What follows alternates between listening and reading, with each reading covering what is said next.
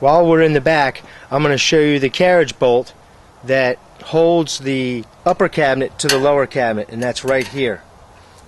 Once the carriage bolt is removed between the upper and lower cabinet, you can then remove the upper cabinet. But we'll remove the case from the body before we decide to do that, just so it's at a decent working level. One thing I would like to also make mention, it's crazy that it's one bolt, but what we have here is also that there is a plate that stops it from swiveling so that one bolt will work. This plate is welded to the top so that one bolt, you cannot swivel it off. In order to move the cabinet case from the mechanism, what we'll need to do is take the pin. There's a pin on the handle shaft that needs to come out, and also there is a nut behind this spring on the shaft for the crank handle, and that's I believe that's an 11/16 nut on there. Once you take those off, we can remove the both handles, the crank handle and the rotary handle. On some machines, later models, you may have to remove the handle, but the crank handle may not be necessary to remove. You might have 3 screws on each side, and you can lift it off at that time. There are 2 additional screws at the top that hold the housing, the upper part of the housing, to the cabinet case. So let's take these off since we're here.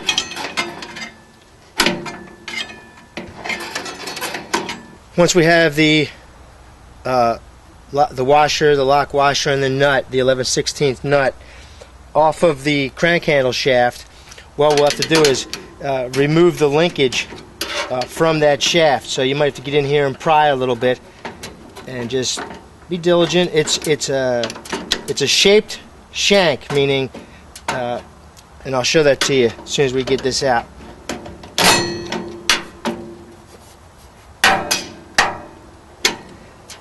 Okay. You'll notice that this is keyed, if you will. It's a rectangular shape, so that fits inside this bracket, and that's part of the linkage that will actuate the vend cycle. This will go out, the handle, go out and get replated, re-chrome plated. The next thing we'll do is take our pin, our punch, and tap on that pin setting. Once that pin comes out, we can take the handle off. See, it's a metal insert in a Baker-like plastic housing. Since we're at the bottom, before we move on, this linkage is connected to the mechanism, but this linkage is riveted on here. So what we'll do is we'll take this nut out to separate the linkage for the latching bar, and then leave this latching bar here. To help us facilitate the dismantle, we're going to take the 9/16 carriage bolt out, or 9/16 nut that's attached to a carriage bolt, and remove that.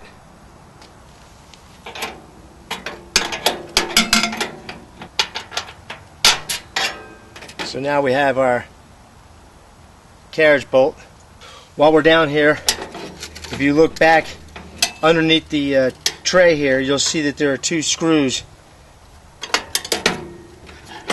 that we can take out as well. With those screws removed, we can take this lower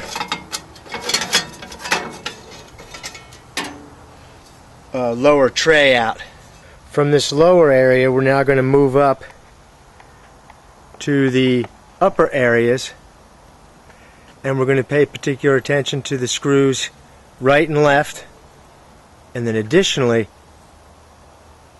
up inside are 2 more screws for the top to hold it in. So let's go ahead and get those out. So we can remove these side bracket screws, support screws.